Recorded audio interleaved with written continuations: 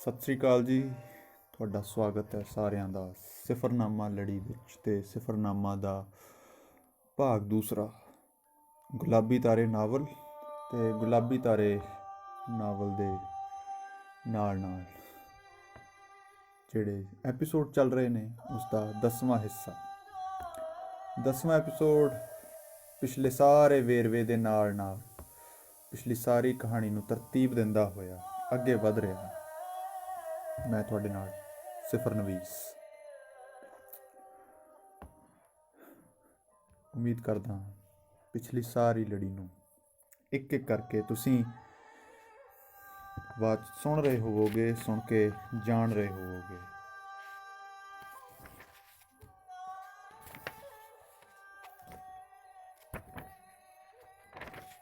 ਕਹਾਣੀ ਅੱਗੇ ਵਧੀ ਹੈ। ਕਹਾਣੀ ਅੱਗੇ ਵਧਣ ਦੇ ਨਾਲ ਨਾਲ ਉਸ ਮੋੜ ਤੇ ਆ ਗਈ ਹੈ ਜਿੱਥੇ ਸਾਡੇ ਕੋਲ ਕਹਿਣ ਨੂੰ ਕੁਝ ਨਹੀਂ ਬਚਦਾ, ਸੁਣਨ ਨੂੰ ਸਭ ਕੁਝ ਹੈ।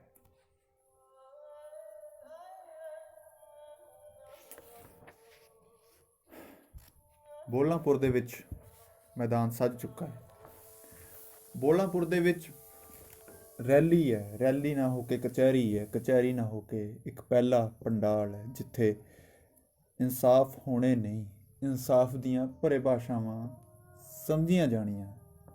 ਇੱਥੇ ਫੈਸਲੇ ਕੋਈ ਨਹੀਂ ਹੋਣੇ। ਇੱਥੇ ਕੁਝ ਨਹੀਂ ਪਤਾ ਕਿ ਕੌਣ ਕਿੰਨੀ ਕੁ ਗੱਲ ਸਮਝ ਰਿਹਾ ਹੈ, ਪਰ ਇੱਕ ਗੱਲ ਦਾ ਨਖੇੜਾ ਹੋ ਜਾਣਾ ਹੈ ਕਿ ਜਿੰਨੀਆਂ ਸਾਡੀਆਂ ਰੈਲੀਆਂ ਨੇ, ਜਿੰਨੇ ਸਾਡੇ ਉਲੇਖ ਨੇ ਤੇ ਜਿੰਨੇ ਸਾਡੇ ਵੇਰਵੇ ਨੇ, ਉਹ ਗੱਲਾਂ ਤੱਕ ਸੀਮਿਤ ਨੇ। ਗੱਲਾਂ ਤੋਂ ਅੱਗੇ ਜਦੋਂ ਸਾਂਝਾਂ ਦੇ ਹਿੱਸੇ ਬਣਦੇ ਨੇ, ਜਦੋਂ ਵਿਚਾਰਾਂ ਦੀ ਸਾਂਝ ਟਕਰਾਉਂਦੀ ਹੈ, ਉੱਥੇ ਆ ਕੇ ਇਨਸਾਫ ਪਸੰਦ ਵਿਅਕਤੀ ਵੀ ਤੇ ਇਨਸਾਫ ਤੋਂ ਮੁਨਕਰ ਵਿਅਕਤੀ ਵੀ ਨਿਗੂਣੇ ਜਿਹੇ ਹੇਠਲੇ ਪੱਧਰ ਤੇ ਦਿਸਦੇ ਨੇ। ਮਨਜਿੰਦਰ ਸਿੰਘ ਸਭ ਤੋਂ ਪਹਿਲੇ ਸੰਬੋਧਨ ਕਰਦਾ ਹੋਇਆ ਸਾਰਿਆਂ ਨੂੰ ਅੱਜ ਦੀ ਰੈਲੀ, ਮਜਲਿਸ ਜਾਂ ਕਚਹਿਰੀ ਕਹਿ ਲਓ, ਇਸ ਦੇ ਨਿਯਮ ਤੇ ਸੰਭਾਵਨਾਵਾਂ ਦੇ ਮੁਕੰਮਲ ਐਲਾਨ ਦੱਸ ਚੁੱਕਾ ਸੀ, ਮੁਕੰਮਲ ਕਿੱਸੇ ਦੱਸ ਚੁੱਕਾ ਸੀ ਕਿ ਅੱਗੇ ਹੋਣਾ ਕੀ ਹੈ, ਕਿਵੇਂ ਹੋਣਾ ਹੈ। ਸਰਦਾਰ ਕੁਲਜਿੰਦਰ ਸਿੰਘ, ਸਾਬਕਾ ਪ੍ਰਧਾਨ ਸੂਬਾਈ ਵਿਦਿਆਰਥੀ ਸੰਗਠਨ, ਆਪਣੇ ਸੰਬੋਧਨ ਨੂੰ ਆਰੰਭ ਵਿੱਚ ਲੈ ਕੇ ਚੱਲਾ। ਸਾਰੇ ਵੀਰਾਂ ਭੈਣਾਂ, ਬਜ਼ੁਰਗਾਂ ਅਤੇ ਸੂਝਵਾਨ ਸਾਹਿਬਾਨਾਂ ਨੂੰ ਮੇਰੇ ਵੱਲੋਂ ਸਤਿਕਾਰ ਭਰੀ ਸਤਿ ਸ੍ਰੀ ਅਕਾਲ ਜੀ।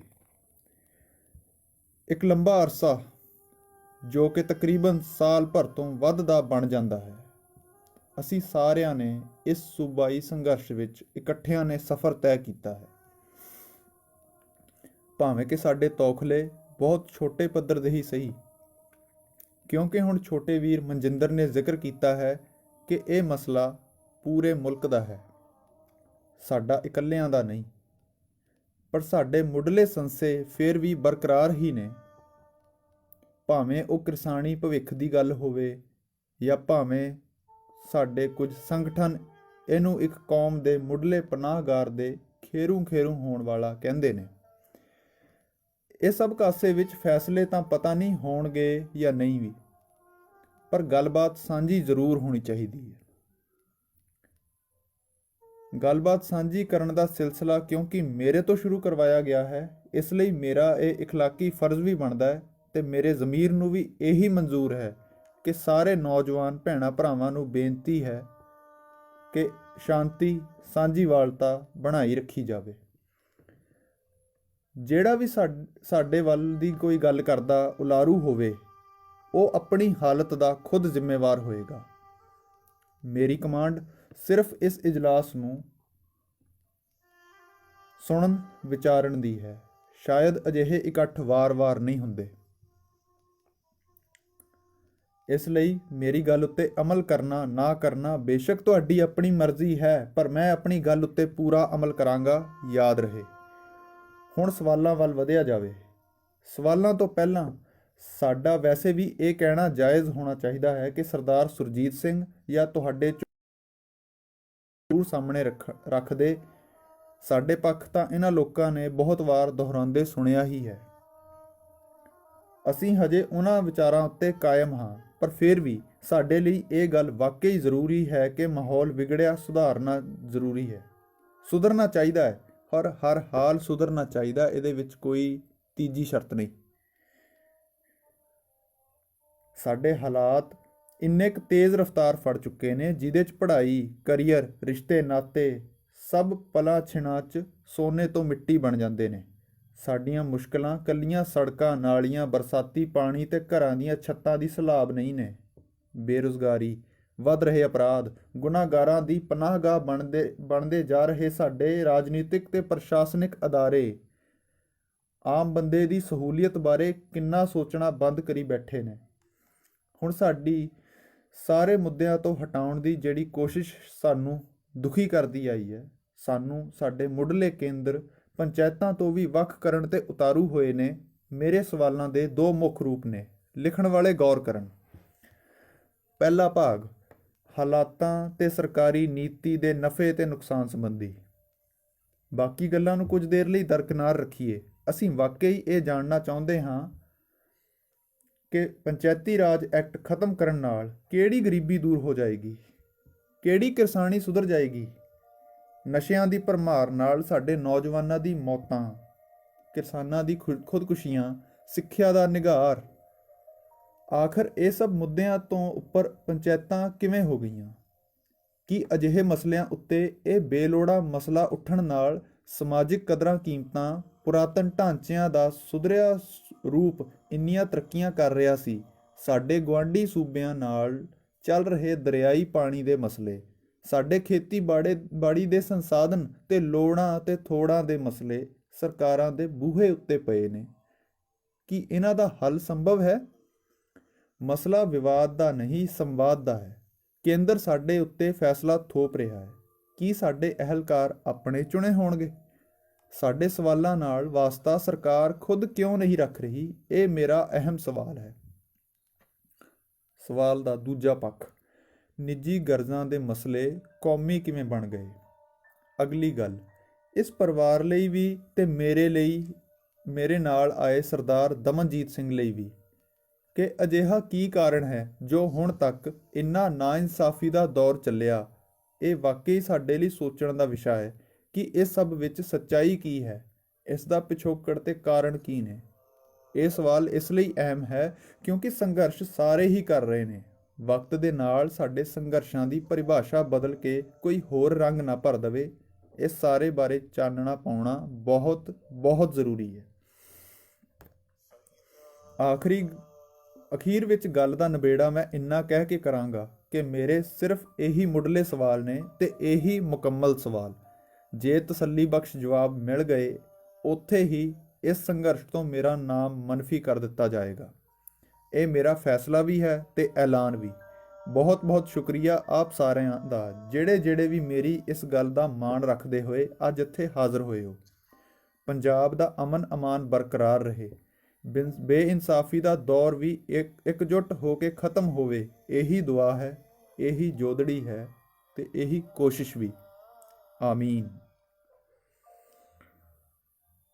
ਦਮਨਜੀਤ ਸਿੰਘ ਦੀ ਅੱਖਾਂ ਵਿੱਚੋਂ ਸੁਰਖ ਡੋਰੇ ਬਹੁਤ ਭਾਵ ਵਿਅਕਤ ਕਰ ਰਹੇ ਨੇ, ਪਰ ਕੀ ਕਰੀਏ, ਅਗਲੀ ਬੋਲਣ ਦੀ ਵਾਰੀ ਵੀ ਉਸੇ ਦੀ। ਇੱਕ ਪਾਸਿਓਂ ਬੋਲੇ ਸੋਨੇਹਾਲ ਦਾ ਜਕਾਰਾ ਉੱਠਿਆ, ਜਿਹਨੂੰ ਅੱਧੀ ਹਾਜ਼ਰੀ ਨੇ ਗਰਜਵੀਂ ਆਵਾਜ਼ ਵਿੱਚ ਜਵਾਬ ਦਿੱਤਾ, ਪਰ ਅੱਧੇ ਲੋਕ ਚੁੱਪ ਰਹੇ।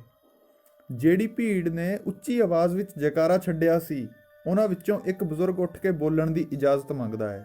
ਸੁਰਮਣੀ ਉਹਨਾਂ ਕੋਲ ਮਾਈਕ ਲੈ ਕੇ ਜਾਂਦੀ ਹੈ। ਬਜ਼ੁਰਗ ਕਹਿਣ ਲੱਗਾ, ਮੈਂ ਸੰਗਤ ਤੋਂ ਇੱਕ ਗੱਲ ਪੁੱਛਣੀ ਚਾਹੁੰਦਾ ਹਾਂ।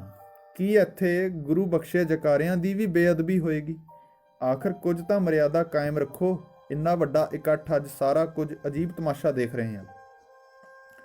ਉਸ ਬਜ਼ੁਰਗ ਦਾ ਜਵਾਬ ਸੁਰਮਣੀ ਹੀ ਦਿੰਦੀ ਹੋਈ ਕਹਿੰਦੀ ਹੈ, ਅਸੀਂ ਵਾਰ-ਵਾਰ ਇਹੀ ਬੇਨਤੀ ਕਰ ਰਹੇ ਹਾਂ ਕਿ ਕੋਈ ਵੀ ਜਕਾਰੇ ਅੱਜ ਨਾ ਲਾਏ ਜਾਣ, ਨਾਰੇ ਵੀ ਨਾ ਲਾਏ ਜਾਣ। ਇੱਥੇ ਜਿੱਤ ਹਾਰ ਨਹੀਂ, ਸਿਰਫ ਮੁੱਦੇ ਸੁਣੇ ਜਾਣੇ ਹਨ। ਤੁਹਾਡਾ ਸਭ ਦਾ ਲੱਖ ਲੱਖ ਸ਼ੁਕਰਾਨਾ ਹੋਏਗਾ ਜੇਕਰ ਪੂਰੀ ਚਰਚਾ ਸੁਣਨ ਵਿੱਚ ਹਾਜ਼ਰੀ ਰੱਖ ਲਓ। ਦਮਨਜੀਤ ਸਿੰਘ ਉਦੋਂ ਤੱਕ ਸਾਰਿਆਂ ਦਰਮਿਆਨ ਖੜਾ ਹੋ ਚੁੱਕਾ ਸੀ। ਇਕੱਠ ਹੋਰ ਵੱਧ ਚੁੱਕਾ ਸੀ। ਪ੍ਰਸ਼ਾਸਨ ਵੀ ਭਾਰੀ ਪੁਲਿਸ ਫੋਰਸ ਨਾਲ ਤੈਨਾਤ ਸੀ, ਹਰ ਤਰ੍ਹਾਂ ਦੇ ਹਾਲਾਤਾਂ ਨੂੰ ਨਜਿੱਠਣ ਲਈ। ਨਜ਼ਰਾਂ ਦਾ ਕੇਂਦਰ ਹੁਣ ਦਮਨਜੀਤ ਸਿੰਘ ਸੀ। ਰਾਣੀ ਗੁਲਨਾਜ਼ ਕੌਰ ਘਰ ਬੈਠੀ ਵੇਖ ਰਹੀ ਸੀ। ਕਿਸੇ ਨੂੰ ਫੋਨ ਕਰਕੇ ਕਹਿੰਦੀ, ਮੇਰੀ ਗੱਲ ਧਿਆਨ ਨਾਲ ਕੰਨ ਖੋਲ ਕੇ ਸੁਣ ਲੈ। ਉੱਥੇ ਸਰਕਾਰੀ ਕੁੱਤੇ ਕੁਲਜਿੰਦਰ ਦੀ ਸ਼ਕਲ ਬੱਬੂ ਦੇ ਨੇੜੇ ਨਹੀਂ ਦਿਖਣੀ ਚਾਹੀਦੀ। ਭਾਵੇਂ ਜੋ ਮਰਜ਼ੀ ਹੋ ਜਾਵੇ, ਇਹਨਾਂ ਸਪੋਲਿਆਂ ਨੇ ਵੀ ਹੁਣੇ ਫਨ ਖਿਲਾਰਨੇ ਸੀ ਜਦੋਂ ਸਭ ਕੁਝ ਮੇਰੇ ਖਿਲਾਫ ਹੋ ਰਿਹਾ। ਉਹਨੂੰ ਸ਼ਾਇਦ ਪਤਾ ਨਹੀਂ ਕਿ ਇੱਥੇ ਭਾਣੇ ਕਿਵੇਂ ਵਰਤਦੇ ਨੇ। ਫੋਨ ਰੱਖ ਤੇ ਧਿਆਨ ਉੱਧਰ ਦੇ। ਫੋਨ ਰੱਖ ਕੇ ਫਿਕਰਮੰਦੀ ਨੂੰ ਸੰਭਾਲਦੀ ਹੋਈ ਮੁੜ ਟੀਵੀ ਵੇਖਣ ਲੱਗੀ। ਹੇ ਸੱਚਾ ਪਾਤਸ਼ਾਹ, ਹੇ ਦੀਨ ਦਿਆਲ, ਮੇਰੀ ਅਰਜ਼ੋਈ ਸੁਣ ਲੈ, ਮਿਹਰ ਕਰੀ। ਆਪਣੇ ਬੱਚੇ ਦੀ ਹੱਥ ਦੇ ਕੇ ਰੱਖਿਆ ਕਰਿਓ। ਸਾਰੇ ਦੁਸ਼ਮਣਾਂ 'ਚ ਮੇਰਾ ਆਖਰੀ ਸਹਾਰਾ ਖੜਿਆ ਪਿਆ। ਅੱਜ ਦਾ ਦਿਨ ਡਾਢਾ ਭਾਰੀ ਜਾਪਦਾ। ਇੱਕ ਵਾਰ ਵਾਪਸ ਪਰਤ ਆਵੇ, ਮੁੜ ਨਹੀਂ ਇਕੱਠ 'ਚ ਜਾਣ ਦਿੰਦੀ। ਦਮਨਜੀਤ ਸਿੰਘ ਮਹਿਲਾਂ ਵਾਲੀ ਤਹਿਸੀਲ ਦਾ ਆੜ੍ਹਤੀ, ਦਾਨੇ ਮਿਲਖੇ ਦਾ ਸਰਪੰਚ ਆਪਣੀ ਤਕਰੀਰ ਸ਼ੁਰੂ ਕਰਦਾ ਹੈ। ਮੇਰੇ ਪਿਆਰੇ ਪੰਜਾਬੀਓ, ਸਭ ਤੋਂ ਪਹਿਲਾਂ ਗੁਰੂ ਗ੍ਰੰਥ ਸਾਹਿਬ ਦੀ ਰਹਿਨੁਮਾਈ ਕਬੂਲ ਦੀ, ਗੁਰੂ ਸ਼ਬਦ ਦੀ ਹਾਜ਼ਰੀ ਨੂੰ ਮਹਿਸੂਸ ਕਰਦੇ ਹਾਂ। ਗੁਰਫਤਿਹ ਗੱਜ ਵੱਜ ਕੇ ਬੁਲਾਓ ਜੀ। ਪੂਰਾ ਖਿੱਤਾ ਇੱਕ ਰਸ ਇੱਕ ਸੁਰ ਹੋ ਕੇ ਜਵਾਬ ਦਿੰਦਾ। ਫਤਿਹ ਦੀ ਸਾਂਝ ਪੈਂਦੀ ਹੈ। ਉਹ ਆਪਣੀ ਗੱਲ ਜਾਰੀ ਰੱਖਦਾ ਹੈ। ਅੱਜ ਵਾਕਈ ਦਿਲੀ ਰੀਝ ਪੂਰੀ ਹੋ ਜਾਣੀ ਸੀ ਜੇਕਰ ਇਹਨਾਂ ਵੱਡੇ ਵਿਦਵਾਨਾਂ ਦੇ ਨਾਲ ਅਨਪੜ੍ਹ ਜਿਹਾ ਜਵਾਕ ਲੰਗੜਾ ਪਾਲੀ ਵੀ ਸ਼ਾਮਲ ਹੁੰਦਾ। ਖੈਰ, ਰੱਬ ਨੂੰ ਜਿਵੇਂ ਭਾਵੇ। ਮੈਨੂੰ ਯਾਦ ਨੇ ਉਹ ਦਿਨ ਜਦੋਂ ਦਾਨੇ ਮਿਲਖੇ ਦੇ ਖਿੱਤਿਆਂ ਵਿੱਚ ਮੇਰੇ ਮਾਮੇ ਨਾਜਰ ਸਿੰਘ ਨੂੰ ਧਰਮਾ ਸੀਰੀ, ਜਿਹੜਾ ਕਿ ਭੇਖੀ ਸੀਰੀ ਸੀ, ਗੋਲੀ ਮਾਰ ਕੇ ਆਪਣੀ ਜਿੱਤ ਦਾ ਲਲਕਾਰਾ ਮਾਰ ਰਿਹਾ ਸੀ। ਕਿਵੇਂ ਕਰਤਾਰ ਸਿੰਘ ਮੇਰੇ ਬਾਪੂ ਨੂੰ ਧਮਕਾਉਂਦਾ ਸੀ। ਇਹ ਉਸ ਸਮੇਂ ਦੀ ਹੀ ਗੱਲ ਹੈ ਜਦੋਂ ਸਾਡੇ ਤੋਂ ਹੀ 5 ਕਿੱਲੇ ਖੇਤਾਂ ਦੀ ਵਾਹੀ ਲਈ ਮੰਗੀ ਸੀ ਇਹਨਾਂ ਨੇ। ਮਗਰੋਂ ਕਰਤਾਰ ਸਿੰਘ ਦੇ ਕਹਿਣ ਤੇ ਮਦਦ ਦੇ ਨਾਲ ਜ਼ਮੀਨ ਪੱਕੀ ਫਰਦ ਵੀ ਇਹਨਾਂ ਨੇ ਖਰੀਦ ਲਈ। ਸਰਦਾਰ ਗਗਨਦੀਪ ਸਿੰਘ, ਜਿਹੜੀ ਅਹੁਦੇ ਦੀ ਚੌਧਰ ਕੱਲ ਦਾ ਜੰਮਿਆ ਜਵਾਕ ਮੇਰੇ ਤੋਂ ਕੁਝ ਦੇਰ ਪਹਿਲਾਂ ਦਿਖਾ ਕੇ ਗਿਆ ਏ, ਉਹ ਅਹੁਦਾ ਗੋਗੀ ਬਾਈ ਦੇ ਨਾਵੇਂ ਅੱਜ ਵੀ ਵੱਜਦਾ। ਕੱਚੀਆਂ ਕਹਾਣੀਆਂ ਖਬਰੇ ਕਿਹੜੇ ਲਿਖਾਰੀ ਨੇ ਲਿਖੀਆਂ ਹੋਣੀਆਂ ਨੇ, ਇਹ ਤਾਂ ਪਤਾ ਨਹੀਂ, ਪਰ ਉਹ ਲੰਗੜਾ, ਅਨਪੜ੍ਹ, ਗਵਾਰ, ਜੱਟ ਬੁੱਧੀ ਪਾਲੀ ਨੂੰ ਸ਼ਾਇਰ, ਦਲੇਰ, ਖਬਰੇ ਕੀ ਕੁਝ ਬਣਾ ਛੱਡਿਆ। ਉਹ ਤਾਂ ਆਪਣੇ ਬਾਪੂ ਤੇ ਤਾਏ ਤੋਂ ਕਿਤੇ ਵੱਧ ਡਰਪੋਕ ਤੇ ਨਲਾਇਕ ਬੰਦਾ, ਜਿਹਨੂੰ ਆਪਣੀ ਮਾਂ, ਭੈਣ, ਭਰਾ ਮਰੇ ਦਾ ਕੋਈ ਮਲਾਲ ਨਹੀਂ। ਜੇਲ੍ਹ ਵਿੱਚ ਪੱਥਰ ਭੰਨ ਭੰਨ ਆਪਣੇ ਹੱਡ ਪੀਂਦਾ ਜਾ ਰਿਹਾ। ਕਾਸ਼ ਕਿਤੇ ਉਹ ਬਰੋਬਰ ਖੜਨ ਦੀ ਜੁਰਤ ਕਰਦਾ, ਪਰ ਅਫਸੋਸ ਕਿ ਅਜਿਹੇ ਲਾਹਣਤੀ ਨੂੰ ਸਾਡੇ ਲਿਖਾਰੀਆਂ ਨੇ ਸਿਫਰ ਨਵੀਸ ਖਿਤਾਬ ਦੇ ਦਿੱਤੇ। ਇਹਨੂੰ ਨਾਇਨਸਾਫੀ ਕਹਿਣਾ, ਜਿਹਨੂੰ ਸਰਕਾਰ, ਕਾਨੂੰਨ ਤੇ ਸਮਾਜ ਸਾਰਿਆਂ ਨੇ ਹੀ ਨਕਾਰਿਆ ਹੋਇਆ ਹੈ। ਫਿਰ ਇਨਸਾਫ ਕੀ ਹੋਏਗਾ? ਕੁਲਜਿੰਦਰ ਸਿੰਘ ਦਾ ਜਵਾਬ ਐਨੇ ਵਿੱਚ ਹੀ ਮੁੱਕਦਾ। ਬੇੜੀਆਂ ਤੋੜਨ ਦਾ ਨਾਮ ਜ਼ਿੰਦਗੀ ਹੈ, ਪਰ ਇਸ ਗੁਰਚਰਨ ਨੇ ਆਪਣੇ ਪਰਿਵਾਰ ਦੇ ਗਲ ਪੰਜਾਲੀਆਂ ਪਵਾਈਆਂ, ਜਿਹਦੇ 'ਚ ਸਾਡਾ ਕੋਈ ਵੀ ਹੱਥ ਨਹੀਂ। ਇਹਦੀਆਂ ਪਵਾਈਆਂ ਬੇੜੀਆਂ ਵਿੱਚ ਮੇਰਾ ਵੱਡਾ ਭਰਾ ਝੂਠੇ ਪੁਲਿਸ ਮੁਕਾਬਲੇ 'ਚ ਮਾਰਿਆ ਗਿਆ ਸੀ। ਖਡੂਰ ਸਾਹਿਬ ਪੁਲ ਉੱਤੇ ਬੈਠੀ ਸੰਗਤ ਵਿੱਚੋਂ ਇੱਕ ਨੌਜਵਾਨ ਬੋਲਿਆ, ਕੀ ਇਹ ਝੂਠ ਹੈ ਕਿ ਉਹ ਇੰਦਰਜੀਤ ਸਿੰਘ ਦਾ ਕਤਲ ਕਰਨ ਗਿਆ ਹੋਇਆ ਆਪ ਮਰਿਆ? ਦਮਨਜੀਤ ਦੀ ਕੁਝ ਪਲ ਲਈ ਖਾਮੋਸ਼ੀ ਜਵਾਬ ਬਣ ਨਿਬੜੀ, ਪਰ ਉਹ ਸੰਭਲਦਿਆਂ ਹੋਇਆ ਅੱਗੇ ਬੋਲਣ ਲੱਗਾ, ਸੰਭਵ ਹੋਏਗਾ, ਕੁਝ ਪੱਕਾ ਨਹੀਂ ਕਹਿ ਸਕਦਾ, ਪਰ ਕਾਰਨ ਇਹੀ ਦੁਸ਼ਮਣੀ ਸੀ ਜਿਹੜੇ ਸਾਡੇ ਮਾਮੇ ਦੀ ਮੌਤ ਤੋਂ ਸ਼ੁਰੂ ਹੋਈ ਸੀ। ਹੁਣ ਆਈਏ ਪੰਜਾਬ ਦੇ ਮੁੱਦੇ ਵੱਲ, ਜਿੱਥੇ ਇਹਨਾਂ ਦਾ ਮੁੱਦਾ ਅਜੋਕੇ ਦੁਖਾਂਤ ਦਾ ਸਬੱਬ ਬਣ ਗਿਆ। ਮਹਿਲਾਂ ਵਾਲੀ ਕਸਬੇ ਦੀ ਮਿਊਨਿਸਪਲ ਕਮੇਟੀ ਦਾ ਦਾਇਰਾ ਵਧਾ ਕੇ ਦਾਨੇ ਮਿਲਖੇ ਨੂੰ ਵਿੱਚੇ ਸ਼ਾਮਿਲ ਕਰਨ ਦੀ ਸਭ ਤੋਂ ਪਹਿਲੀ ਕਤਿਤ ਇਸੇ ਬਾਗੀ ਪ੍ਰੋਫੈਸਰ, ਰਾਜਨੀਤੀ ਵਿੱਚ ਨਲਾਇਕ ਅਧਿਆਪਕ ਗੁਰਚਰਨ ਸਿੰਘ ਤੇ ਕਰਤਾਰ ਸਿੰਘ ਵੱਲੋਂ ਕੀਤੀ ਗਈ ਸੀ। ਉਦੋਂ ਬਾਅਦ ਸੁਣਨ 'ਚ ਆਇਆ ਸੀ ਕਿ ਬੋਲਾਂਪੁਰ ਵਿੱਚ ਵੀ ਇਹਨਾਂ ਦੇ ਥਾਪੇ ਕਿਸੇ ਸਰਪੰਚ ਨੇ ਆ ਤਜਵੀਜ਼ ਹੁਕੂਮਤ ਤੇ ਮੋਹਰੇ ਰੱਖੀ ਤੇ ਹਕੂਮਤ ਨੇ ਠੁਕਰਾ ਦਿੱਤੀ। ਇੰਨਾ ਹੀ ਨਹੀਂ, ਹੁਣ ਜਦੋਂ ਇਹ ਮਸਲਾ ਸਰਕਾਰ ਨੇ ਚੁੱਕਿਆ, ਉਦੋਂ ਸਰਕਾਰ ਵੱਲੋਂ ਸਰਕਾਰ ਦੇ ਹੱਕ 'ਚ ਕੇਸ ਲੜਨ ਵਾਲੀ ਵਕੀਲਣ ਐਡਵੋਕੇਟ ਗੁਰਮੀਤ ਕੌਰ ਹੀ ਹੈ, ਜੋ ਸਰਦਾਰ ਸੁਰਜੀਤ ਸਿੰਘ ਦੀ ਧੀ ਹੈ। ਕੀ ਜਵਾਬ ਹੈ ਇਸ ਗੱਲ ਦਾ? ਕੀ ਇਹ ਵਾਕਈ ਪੰਜਾਬ ਨਾਲ ਗੱਦਾਰੀ ਨਹੀਂ? ਜਿੰਨੇ ਵੱਡੇ ਪੱਧਰ ਤੇ ਇਹ ਇਜਲਾਸ ਖੁਦ ਨੂੰ ਠੀਕ ਸਾਬਤ ਕਰਨ ਲਈ ਸੱਦਿਆ ਗਿਆ ਹੈ, ਕੀ ਆਪਣੇ ਇਸ ਦੰਭ ਦਾ ਜਵਾਬ ਕੋਈ ਦੇਣਗੇ ਇਹੀ ਲੋਕ? ਸੰਘਰਸ਼ ਫਿੱਕਾ ਨਹੀਂ ਪਿਆ, ਨਾ ਹੀ ਪਏਗਾ। ਇਹ ਗੱਲ ਅੱਜ ਦਾਅਵੇ ਨਾਲ ਸਰਦਾਰ ਦਮਨਜੀਤ ਸਿੰਘ ਤੁਹਾਡੇ ਸਾਰਿਆਂ ਨਾਲ ਵਾਅਦਾ ਕਰਦਾ। ਇੱਥੇ ਜੋ ਮਰਜ਼ੀ ਫੈਸਲਾ ਹੋਵੇ, ਕੋਈ ਮੇਰੇ ਨਾਲ ਤੁਰੇ ਭਾਵੇਂ ਨਾ, ਪਰ ਮੈਂ ਇਕੱਲਾ ਹੀ ਪੰਜਾਬ ਦੇ ਹੱਕ 'ਚ ਸੰਘਰਸ਼ ਲੜਾਂਗਾ। ਮੇਰੇ ਇੰਨੇ ਹੀ ਸਵਾਲ ਨੇ ਤੇ ਬਦਲੇ ਵਿੱਚ ਮੈਨੂੰ ਪਤਾ ਹੈ ਸਾਰੇ ਵੱਡੇ ਬੈਠੇ ਨੇ, ਇਹਨਾਂ ਅੱਗੇ ਸ਼ਬਦ ਜਾਲ ਦੇ ਭੰਡਾਰ ਪਾਣੀ ਭਰਦੇ ਨੇ।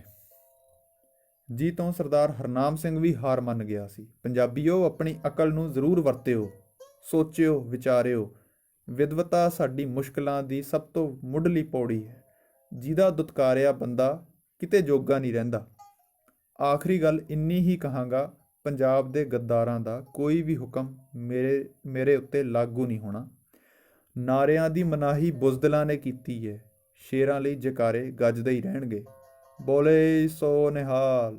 ਹੌਸਲਾ ਹਾਰ ਰਹੇ ਧਰਮ ਖੇਤਰ ਦੇ ਵਰਕਰ, ਪੁਰਾਣੇ ਬਜ਼ੁਰਗ ਤੇ ਅੱਲੜ ਸ਼ੋਹਰ ਮੁੜ ਜੋਸ਼ ਵਿੱਚ ਆਣ ਕੇ ਸਤਿ ਸ੍ਰੀ ਅਕਾਲ ਦੇ ਜਕਾਰੇ ਗਜਾਉਣ ਲੱਗ ਪਏ। ਨਾਲ ਨਾਲ ਪੁਲਿਸ ਮੁਲਾਜ਼ਮਾਂ ਦੇ ਵੱਲ ਧਿਆਨ ਸੀ ਉਹਨਾਂ ਦਾ ਕਿ ਉਹਨਾਂ ਵੱਲੋਂ ਕੀ ਪ੍ਰਤੀਕਿਰਿਆ ਮਿਲਦੀ ਹੈ, ਪਰ ਪੁਲਿਸ ਸਿਰਫ ਮੁਸਤੈਦ ਹੋਈ ਵੇਖ ਰਹੀ ਸੀ। ਭੀੜ ਵਿੱਚ ਹਲਚਲ ਦੀ ਆਸ ਨਾਲ ਦਮਨਜੀਤ ਤਰਸਦੀਆਂ ਅੱਖਾਂ ਨਾਲ ਵੇਖਦਾ ਰਿਹਾ, ਪਰ ਜਕਾਰਿਆਂ ਤੋਂ ਅੱਗੇ ਕੁਝ ਨਹੀਂ ਹੋਇਆ। ਰਾਣੀ ਗੁਲਨਾਜ਼ ਕੌਰ ਮੁੜ ਫੋਨ ਲਗਾਉਂਦੀ ਹੈ। ਹੈਲੋ, ਆਹ ਸਭ ਕੀ ਹੋ ਰਿਹਾ ਹੈ? ਅਜਿਹਾ ਕੀ ਹੈ ਉੱਥੇ ਜਿਹੜੇ ਘੁੱਗ ਬਣ ਬੈਠੇ ਨੇ ਸਾਰੇ? ਵਰਕਰ ਜਵਾਬ ਦਿੰਦਾ ਹੈ, ਬੀਜੀ ਇੱਧਰ ਸਾਡੀ ਉਮੀਦ ਤੋਂ ਸਭ ਕੁਝ ਉਲਟ ਹੈ। ਭੀੜ ਇੰਨੀ ਵੱਧ ਹੈ ਜਿਹਦੇ 'ਚ ਸਾਡੇ ਬੰਦੇ ਇੱਧਰ ਉੱਧਰ ਖੰਡਾ ਦਿੱਤੇ ਗਏ ਨੇ। ਕਈਆਂ ਨੂੰ ਉੱਠਣ ਨਹੀਂ ਦੇ ਰਹੇ ਤੇ ਜਿਹੜੇ ਉੱਠਦੇ ਨੇ ਉਹਨਾਂ ਨੂੰ ਇਕੱਠੇ ਨਹੀਂ ਹੋਣ ਦੇ ਰਹੇ।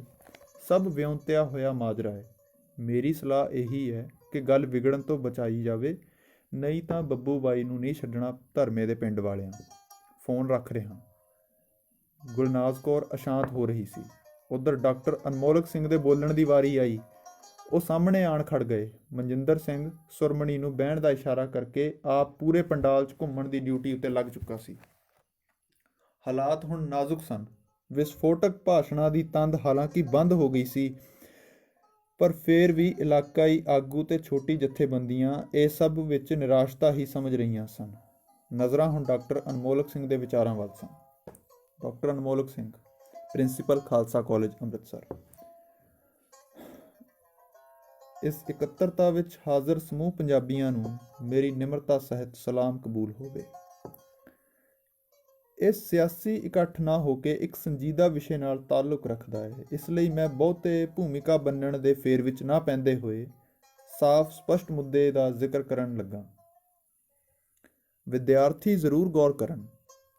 ਪਹਿਲੀ ਗੱਲ, ਜਿਹੜੀ ਕਿ ਮੌਜੂਦਾ ਵਿਵਾਦ ਦੀ ਹੈ, ਇਸ ਵਿੱਚ ਨਾ ਤਾਂ ਕਿਸੇ ਕਾਲਜ ਨੇ ਸਿਫਾਰਿਸ਼ ਕੀਤੀ ਸੀ, ਨਾ ਹੀ ਕਿਸੇ ਯੂਨੀਵਰਸਿਟੀ ਨੇ ਕੋਈ ਟਿੱਪਣੀ ਕੀਤੀ ਸੀ, ਬਲਕਿ ਜੇਕਰ ਇੱਥੇ ਮੌਜੂਦ ਵੱਡੀਆਂ ਵਿਦਿਆਰਥੀ ਸੰਗਠਨਾਂ ਦੀਆਂ ਧਿਰਾਂ ਦੇ ਆਗੂ ਮੌਜੂਦ ਨੇ ਜਿਹੜੇ, ਉਹ ਮੇਰੇ ਹੀ ਵਿਦਿਆਰਥੀ ਨੇ। ਇਹਨਾਂ ਦੇ ਭਲੇ ਵਾਸਤੇ ਮੈਂ ਵਾਰ-ਵਾਰ ਇਹੀ ਕਹਿੰਦਾ ਆਇਆ ਕਿ ਇਸ ਮਸਲੇ ਵਿੱਚ ਵਿਦਿਆਰਥੀ ਬਿਲਕੁਲ ਨਾ ਪੈਣ। ਇਸੇ ਸੰਦਰਭ ਵਿੱਚ ਹੀ ਪ੍ਰੋਫੈਸਰ ਚਰਨਪ੍ਰੀਤ ਸਿੰਘ, ਲੈਕਚਰਰ ਬੀਬੀ ਪ੍ਰਦੀਪ ਕੌਰ ਜੀ, ਤਰਨਜੀਤ ਸਿੰਘ, ਡਾਕਟਰ ਸਰਬਜੀਤ ਕੌਰ ਨੂੰ ਬਰਖਾਸਤ ਕੀਤਾ ਗਿਆ ਸੀ, ਕਿਉਂਕਿ ਉਹਨਾਂ ਨੇ ਇਸ ਕੇਸ ਵਿੱਚ ਬਹੁਤ ਦਖਲਅੰਦਾਜ਼ੀ ਕੀਤੀ। ਅਨਮੋਲਕ ਸਿੰਘ ਦੇ ਇਸ ਕਹਿਣ ਦੇ ਸਮੇਂ ਦੌਰਾਨ ਹੀ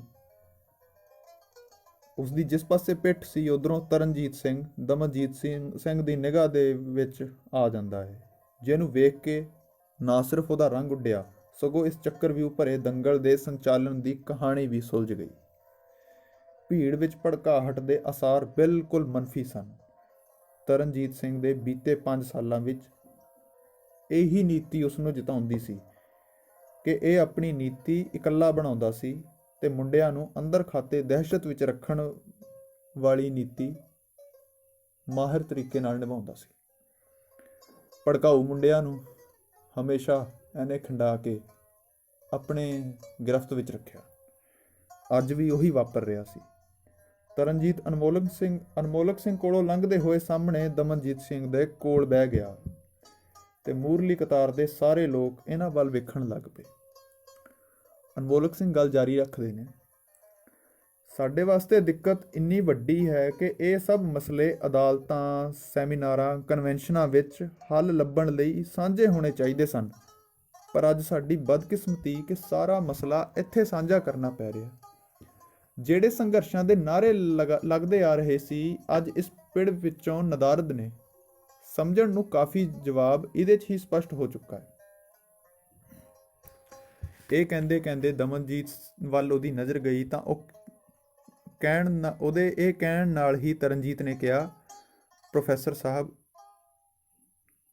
ਦਮਨਜੀਤ ਨੇ ਪਹਿਲੋਂ ਇਹ ਉਬਾਲੇ ਮਾਰਦਾ ਜਵਾਬ ਦਿੱਤਾ, ਪ੍ਰਿੰਸੀਪਲਾ ਬਚਣਾ ਸੌਖਾ ਨਹੀਂ ਰਹੂ ਹੁਣ। ਉਹਦੇ ਇੰਨੇ ਕਹਿਣ ਨਾਲ ਹੀ ਤਰਨਜੀਤ ਨੇ ਵੀ ਨਾਲ ਇਹ ਜਵਾਬ ਦਿੱਤਾ, ਪ੍ਰੋਫੈਸਰ ਸਾਹਿਬ ਇਹ ਠੀਕ ਕਹਿ ਰਿਹਾ, ਇਹਦਾ ਬਚਣਾ ਬਹੁਤ ਔਖਾ ਹੋ ਜਾਣਾ ਜੇ ਇਹਨੇ ਕੋਈ ਹਰਕਤ ਕੀਤੀ ਤਾਂ। ਮੂਰਲੀ ਕਤਾਰ ਵਿੱਚ ਸਾਰੇ ਤਰਨਜੀਤ ਵੱਲ ਵੇਖ ਕੇ ਚੁੱਪ ਹੋਣ ਨੂੰ ਮਜਬੂਰ ਸਨ। ਅਨਮੋਲਕ ਫਿਰ ਗੱਲ ਜਾਰੀ ਰੱਖਦਾ ਹੈ, ਪੁੱਤਰ ਇਹੀ ਇੱਕ ਵਰਤਾਰਾ ਹੈ ਜਿਹੜਾ ਸਿਆਸਤ ਦਾ ਹਿੱਸਾ ਭਾਵੇਂ ਹੋਵੇ, ਪਰ ਅਸੀਂ ਇਹ ਸਭ ਬਰਦਾਸ਼ਤ ਨਹੀਂ ਕਰ ਸਕਦੇ।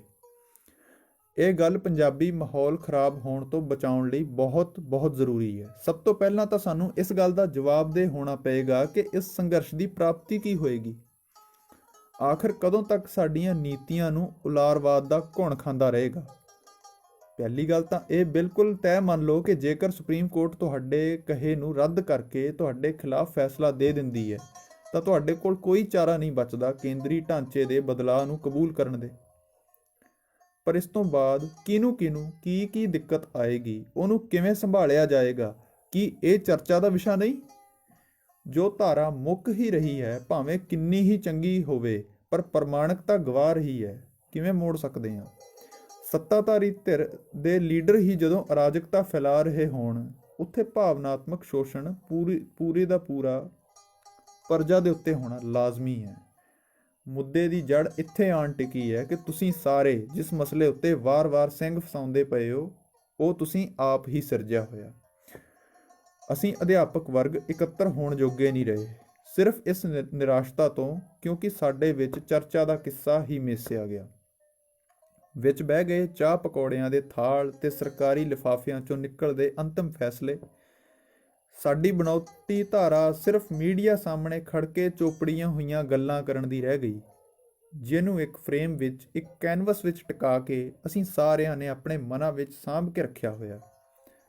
ਤੁਸੀਂ ਵੇਖ ਸਕਦੇ ਹੋ, ਦੋ ਉਦਾਹਰਨਾਂ ਤੁਹਾਡੇ ਸਾਹਮਣੇ ਅੱਜ ਹੀ ਵਾਪਰੀਆਂ ਨੇ। ਪਹਿਲੀ ਘਟਨਾ ਇਹ ਕਿ ਪੰਜਾਬ ਦੀ ਵੱਡੀ ਤੋਂ ਵੱਡੀ ਸਿਆਸੀ ਰੈਲੀ ਦੇ ਰਿਕਾਰਡ ਤੋੜਦਾ ਹੋਇਆ ਇਕੱਠ। ਅਸੀਂ ਸਾਰੇ ਦਰਮਿਆਨੀ ਆਵਾਜ਼ ਤੇ ਲਹਿਜ਼ੇ ਵਿੱਚ ਗੱਲ ਕਰ ਰਹੇ ਹਾਂ, ਉੱਚੀ ਨਹੀਂ। ਇਹ ਇੱਕ ਠਹਿਰਾਅ ਹੈ, ਇੱਕ ਸਕੂਨ ਹੈ ਸੁਣਨ ਦੇ ਵਿੱਚ। ਦੂਜੀ ਘਟਨਾ ਆਪਣੇ ਦਮਨਜੀਤ ਸਿੰਘ ਵੱਲੋਂ ਸਿਆਸੀ ਗਰਜ ਦਿਖਾਉਣ ਦੀ ਪੂਰੀ ਕੋਸ਼ਿਸ਼ ਦੇ ਨਾਲ ਇੱਕ ਸੰਕੀਰਣ ਬੁੱਧੀ ਦਾ ਸੁਨੇਹਾ ਤੁਹਾਨੂੰ ਦੇ ਦਿੱਤਾ ਹੈ ਕਿ ਅਸੀਂ ਸ਼ਬਦ ਜਾਲ ਰਚਦੇ ਹਾਂ। ਭਲਾ ਦਮਨਜੀਤ ਸਿੰਘ ਇਸ ਗੱਲ ਦਾ ਜਵਾਬ ਦੇਣਗੇ ਕਿ ਅੱਜ ਬੀਤੇ ਕੁਝ ਪਲਾਂ ਤੋਂ ਪਹਿਲਾਂ ਸ਼ਬਦ ਜਾਲ ਪਾ ਕੌਣ ਰਿਹਾ ਸੀ? ਸਰਦਾਰ ਗੁਰਚਰਨ ਸਿੰਘ ਸਮੇਤ ਇਹ ਸਾਰੇ ਲੋਕ ਤਾਂ ਜੇਲ੍ਹ ਵਿੱਚ ਨੇ। ਕੋਰਟ ਵਿੱਚ ਸਿਵਾਏ ਗੁਰਮੀਤ ਦੇ ਕੌਣ ਲੜ ਰਿਹਾ? ਤੁਹਾਡੇ ਤੇ ਸਰੂਪ ਸਿੰਘ ਵੱਲੋਂ ਫੈਲਾਏ ਗਏ ਤੱਥਾਂ ਦੇ ਜਾਲ ਵਿੱਚੋਂ ਕਿਹੜੀ ਸੇਧ ਦਿੱਤੀ ਗਈ ਹੈ? ਹਾਲਾਂਕਿ ਮੈਂ ਇੱਥੇ ਬਹੁਤੀ ਵਿਸਤਾਰ ਵਿੱਚ ਨਹੀਂ ਜਾਣਾ, ਪਰ ਕਿਉਂਕਿ ਇਸ ਵਿਸ਼ੇ ਉੱਤੇ ਵਿਰੋਧੀ ਧਿਰ ਨਾ ਸਿਰਫ ਬੋਲਣਾ ਜਾਣਦੀ ਹੈ, ਬਲਕਿ ਕੰਡਿਆਲੀ ਥੋਰਾਂ ਵਿੱਚੋਂ ਲੰਘ ਕੇ ਅੱਜ ਦੇ ਇਕੱਠ ਵਿੱਚ ਇਹ ਸਾਬਤ ਕਰ ਦਿੱਤਾ ਹੈ ਕਿ ਸੰਘਰਸ਼ ਕਿਹਾ ਕਿਸ ਨੂੰ ਜਾਂਦਾ ਹੈ। ਅੱਜ ਜਦੋਂ ਲੋਕ ਘਰਾਂ ਨੂੰ ਪਰਤਣਗੇ ਤਾਂ ਇੱਕ ਦਾਸਤਾਨ ਨੂੰ ਸੀਨੇ 'ਚ ਸਮੋ ਕੇ ਲਿਜਾਣਗੇ। ਮੇਰਾ ਇਹ ਦਾਅਵਾ ਹੈ, ਜੇ ਅੱਜ ਇੱਥੇ ਇਹਨਾਂ ਵਿਸ਼ਿਆਂ ਉੱਤੇ ਖੁੱਲ੍ਹ ਕੇ ਗੱਲ ਨਾ ਹੋ ਸਕੀ, ਭਵਿੱਖ ਵਿੱਚ ਭੀੜ ਦੇ ਇਕੱਤਰ ਹੋਣ ਨੂੰ ਮੂਰਖਾਂ, ਹਲਕਾਏ ਹੋਏ ਕੁੱਤਿਆਂ ਦੇ ਹਜੂਮ ਤੋਂ ਇਲਾਵਾ ਹੋਰ ਕੁਝ ਨਹੀਂ ਐਲਾਨ ਕੀਤਾ ਜਾਏਗਾ। ਸਾਨੂੰ ਕਿਤੇ ਵੀ ਖੜਨ ਦੇ ਲਾਇਕ ਨਹੀਂ ਛੱਡਿਆ ਜਾਣਾ। ਇੱਕ ਗੱਲ ਮੈਂ ਟੂਕ ਮਾਤਰ ਕਹਿ ਜਾਵਾਂ, ਇਹ ਹੋ ਸਕਦਾ ਇੱਕ ਕਿਸਮ ਦੀ ਪਹਿਲੀ ਕੋਸ਼ਿਸ਼ ਹੋਵੇ ਸਮਾਜ ਅੱਗੇ ਆਪਣੇ ਸੱਚ ਦਾ ਨਿਤਾਰਾ ਕਰਨ ਦੀ, ਪਰ ਇਹ ਸ਼ੁਰੂਆਤ ਜ਼ਰੂਰ ਸਾਬਤ ਹੋਏਗੀ। ਇੰਨਾ ਲੰਬਾ ਸਫ਼ਰ ਕਿਸੇ ਦਾ ਇੱਕ ਨਲਾਇਕ, ਗਵਾਰ, ਬਦਮਾਸ਼ ਕਿਸਮ ਦੇ ਸਰਪੰਚ ਤੇ ਬਦਬਖਤ ਔਰਤ ਦੇ MLA ਬਣਨ ਪਿੱਛੇ ਅੱਧਾ ਪੰਜਾਬ ਸੜਕਾਂ ਉੱਤੇ ਪਾਗਲਾ ਵਾਂਗ ਘੁੰਮ ਰਿਹਾ ਹੈ, ਤੇ ਜਿਹਨੂੰ ਅਨਪੜ੍ਹ ਡਰਪੋਕ ਕਹਿ ਕੇ ਵੰਗਾਰ ਰਿਹਾ ਸੀ, ਉਹ ਸਬਰ ਨਾਲ ਵਕਤ ਦੇ ਪਲ ਪਲ ਕੱਢ ਰਿਹਾ ਹੈ, ਖਬਰੇ ਕਿਸ ਇੰਤਜ਼ਾਰ ਵਿੱਚ। ਪਰ ਹੁਣ ਮੈਂ ਆਪਣੀ ਗੱਲ ਮੁਕਾਉਂਦਾ ਹੋਇਆ ਇਹੀ ਕਹਾਂਗਾ, ਪੰਜਾਬ ਬਰਬਾਦ ਨਹੀਂ, ਬਦਲਣ ਵੱਲ ਤੁਰ ਰਿਹਾ ਹੈ। ਹੁਣ ਬਦਲਾਅ ਚੰਗਾ ਲਿਆਉਣਾ ਜਾਂ ਮਾੜਾ, ਇਹਦੇ ਵਾਸਤੇ ਧਰਨੇ, ਮੁਜ਼ਾਹਰੇ ਜਾਂ ਭੰਨ-ਤੋੜ ਨਹੀਂ, ਸਮਾਜ ਉਸਾਰੀ ਦੀ ਮੰਗ ਹੈ। ਇਹ ਉਸਾਰੀ 2-4 ਬੰਦਿਆਂ ਦੀ ਮੇਜ਼ ਚਰਚਾ ਦੇ ਸਿੱਟੇ ਵਿੱਚੋਂ ਨਹੀਂ, ਸਮੂਹਿਕ ਕੋਸ਼ਿਸ਼ਾਂ ਦੇ ਨਾਲ ਹੀ ਮੁਮਕਿਨ ਹੋਏਗੀ। ਪਰਮਾਤਮਾ ਸਭ ਨੂੰ ਖੁਸ਼ੀ ਤੇ ਆਬਾਦ ਤਬੀਅਤ ਬਖਸ਼ੇ। ਧੰਨਵਾਦ ਜੀ। ਸਾਰਾ ਦ੍ਰਿਸ਼ ਬਦਲ ਚੁੱਕਾ ਸੀ। ਦਮਨਜੀਤ ਸਿੰਘ ਨੂੰ ਹੁਣ ਘਬਰਾਹਟ ਮਹਿਸੂਸ ਹੋ ਰਹੀ ਸੀ। ਸਰਦਾਰ ਸਰੂਪ ਸਿੰਘ ਜੀ ਵੱਲ ਵੇਖਣ ਲੱਗੇ। ਉਹਨਾਂ ਦੇ ਬੋਲਣ ਤੋਂ ਇਨਕਾਰ ਕਰ ਦਿੱਤਾ। ਭੀੜ ਵਿੱਚ ਗਰਮ ਦਲ ਵਾਲੇ ਭੜਕ ਪਏ ਕਿ ਜੇਕਰ ਸਾਡੀ ਰਹਿਨੁਮਾਈ ਹੀ ਨਹੀਂ ਕਰਨੀ ਤਾਂ ਅੱਗੇ ਵਾਸਤੇ ਤੁਰੇ ਕਿਉਂ ਸੀ। ਮਨਜਿੰਦਰ ਸਭਾ ਵਿੱਚ ਉਹਨਾਂ ਨੂੰ ਸੰਬੋਧਿਤ ਹੋ ਕੇ ਬੋਲਦਾ ਹੈ, ਕਿਹਨੇ ਕੀ ਰੋਲ ਅਦਾ ਕਰਨਾ ਹੈ ਇਹ ਅਸੀਂ ਤੈਅ ਨਹੀਂ ਕਰ ਸਕਦੇ। ਤੁਹਾਨੂੰ ਆਪਣੀ ਗੱਲ ਕਹਿਣ ਦੀ ਖੁੱਲ੍ਹ ਹੈ, ਜ਼ਰੂਰ ਗੱਲ ਕਰੋ। ਪਰ ਉਹ ਲੋਕ ਭੜਕ ਕੇ ਸਭਾ ਛੱਡ ਜਾਣ ਦੀ ਧਮਕੀ ਦੇਣ ਲੱਗੇ। ਇਹਦੇ ਜਵਾਬ ਵਿੱਚ ਮਨਜਿੰਦਰ ਨੇ ਫਿਰ ਗੱਲ ਦੁਹਰਾਈ, ਹਾਲੇ ਤੁਹਾਡੇ ਧੜੇ ਦੀ ਹੀ ਗੱਲ ਚੱਲ ਰਹੀ ਹੈ ਗੱਲ ਸਿੰਘ ਸਾਹਿਬ, ਕੀ ਇੱਥੇ ਤੁਹਾਡਾ ਸਬਰ ਹੁਣੇ ਮੁੱਕ ਗਿਆ? ਨਾਲੇ ਤੁਸੀਂ ਤਾਂ ਉਹ ਧਿਰ ਵਿੱਚੋਂ ਜਾਂਦੇ ਹੋ ਜਿਹੜੇ ਪੂਰੇ ਦਾ ਪੂਰਾ ਰਾਜਸੀ ਢਾਂਚਾ ਬਦਲਣ ਦੇ ਨਾਲ ਨਾਲ ਸੱਭਿਅਤਾ ਵੀ ਬਦਲਣ ਦੀ ਮੰਗ ਰੱਖਦੇ ਹੋ। ਐਨੇ ਤੰਗ ਵਿਹੜੇ ਵਿੱਚ ਸਾਨੂੰ ਸੱਦਣਾ? ਜੇ ਤੁਹਾਡੇ ਹੱਕ ਦੀ ਕੋਈ ਗੱਲ ਨਹੀਂ ਕਰਦਾ ਤਾਂ ਚੁੱਪ ਕਰਕੇ ਬਹਿ ਜਾਓ। ਇੱਥੇ ਹਰ ਕਿਸੇ ਨੂੰ ਸਹਿਮਤ ਕਰਵਾਉਣ ਲਈ ਇਕੱਤਰ ਨਹੀਂ ਹੋਏ ਆਪਾਂ। ਜਾਣ ਨੂੰ ਰਾਹ ਖੁੱਲ੍ਹੇ ਨੇ, ਪਰ ਜੇਕਰ ਸੁਣ ਕੇ ਜਾਓਗੇ ਤਾਂ ਸਿੱਖ ਕੇ ਹੀ ਜਾਓਗੇ। ਬਾਹਰ ਆਪਣੇ ਹੱਕ ਤੇ ਸੰਘਰਸ਼ ਤੁਸੀਂ ਖੁਦ ਲੜ ਲੈਣਾ, ਸਾਡੇ ਵੱਲੋਂ ਕੋਈ ਰੁਕਾਵਟ ਨਹੀਂ।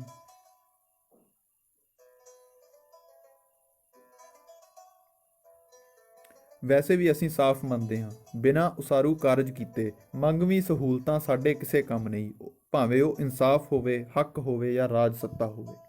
ਜਦੋਂ ਕਾਬਲ ਹੋਏ ਉਦੋਂ ਸਭ ਮਿਲ ਜਾਏਗਾ। ਤੁਹਾਡੀ ਨਲਾਇਕੀ ਵਾਰ-ਵਾਰ ਕੋਰਟ ਵਿੱਚ ਦਿਸ ਚੁੱਕੀ ਹੈ, ਅਸੀਂ ਦੇਖ ਚੁੱਕੇ ਹਾਂ। ਜਿਸ ਪੰਚਾਇਤੀ ਰਾਜ ਦੀ ਪੈਰਵੀ ਆਪਣੀ ਜੜ ਸੰਸਥਾ ਦੱਸਣ ਵਾਲਿਆਂ ਕੋਲੋਂ ਨਹੀਂ ਹੋ ਸਕੀ, ਸਾਰਿਆਂ ਨੂੰ ਜ਼ਬਰਨ ਆਪਣੇ ਨਾਲ ਕਿਉਂ ਘੜੀਸੀ ਤੁਰਦੇ ਹੋ? ਮਨਜਿੰਦਰ ਦੀ ਇਹ ਗੱਲ ਸੁਣ ਕੇ ਸਾਰੇ ਚੁੱਪ ਹੋ ਗਏ। ਪੰਚਾਇਤੀ ਰਾਜ ਪੱਖੀ ਧਿਰ ਵਿੱਚ ਖਿਝ, ਰੋਸ ਤੇ ਘੁੱਟਣ ਭਰਿਆ ਮਾਹੌਲ ਲੱਗਣ ਲੱਗਾ। ਪਰ ਹਜੇ ਬਹੁਤ ਕੁਝ ਬਾਕੀ ਸੀ। ਹੁੜਦੰਗ ਦੇ ਟੋਲੇ ਵੀ ਹੁਣ ਕਸੀਸ ਵੱਟ ਕੇ ਵੇਖ ਰਹੇ ਸੀ ਆਪਣੇ ਪੱਖ ਦੇ ਬੁਲਾਰੇ ਕਿਵੇਂ ਰੁਖ ਬਦਲ ਗਏ। ਮੂਰਲੀ ਕਤਾਰ ਵਿੱਚੋਂ ਤਰਨਜੀਤ ਸਿੰਘ ਉੱਠ ਖੜਿਆ। ਜੀ ਤੋਂ ਤੈਅ ਸੀ ਕਿ ਮਜਲਿਸ ਲਈ ਹੁਣ ਉਹ ਵਕਤ ਆ ਗਿਆ ਜਿਹਦੇ ਲਈ 20 ਵਰ੍ਹੇ ਦੀ ਘੋਲ ਹੋਈ ਸੀ। ਤਰਨਜੀਤ ਸਿੰਘ, ਪ੍ਰਧਾਨ ਸੂਬਾਈ ਵਿਦਿਆਰਥੀ ਸੰਗਠਨ,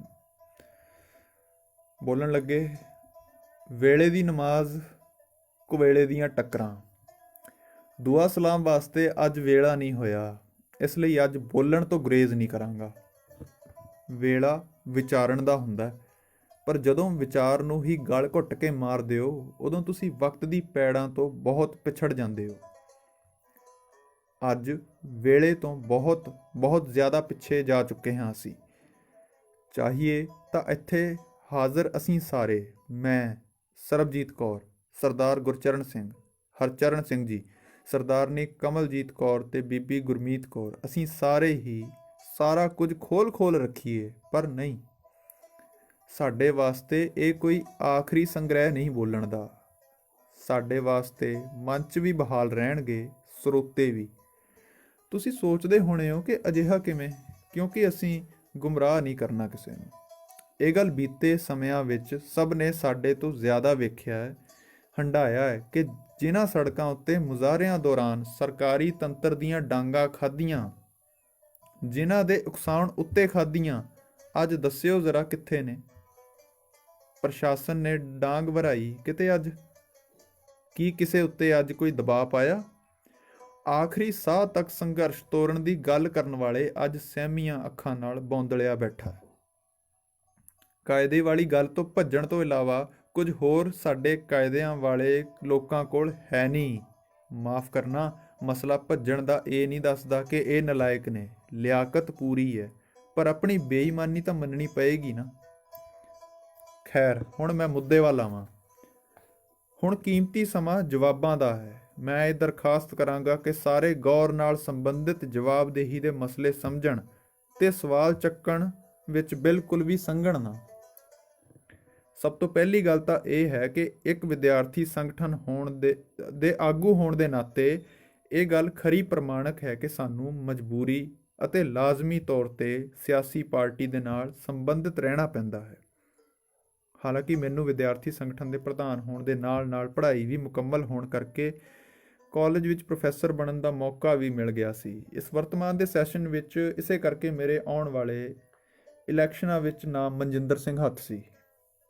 ਪਰ ਮੌਜੂਦਾ ਅਰਾਜਕਤਾ ਨੇ ਜੋ ਹਾਲਾਤ ਬਣਾਏ ਉਹ ਸਾਹਮਣੇ ਨੇ। ਇਸ ਅਰਾਜਕਤਾ ਦੇ ਹੱਲ ਕੀ ਨੇ? ਮੈਂ ਸਿੱਟਿਆਂ ਦਾ ਜ਼ਿਕਰ ਬਸ ਇੰਨੇ ਵਿੱਚ ਹੀ ਕਰ ਦੇਵਾਂ ਜਿਨ੍ਹਾਂ ਲੋਕਾਂ ਦਾ ਮੁਲਕ ਦੇ ਕਾਨੂੰਨ ਸੰਵਿਧਾਨ ਵਿੱਚ ਸਹਿਮਤੀ ਦਾ ਭਾਵ ਨਹੀਂ, ਜਿਹੜੇ ਕਾਨੂੰਨ ਦੇ ਨਾਲ ਸਹਿਮਤ ਹੀ ਨਹੀਂ, ਉਹਨਾਂ ਦਾ ਇਸ ਮੁਹਿੰਮ ਵਿੱਚ ਕਿਵੇਂ ਕੋਈ ਸਰੋਕਾਰ ਹੋ ਸਕਦਾ?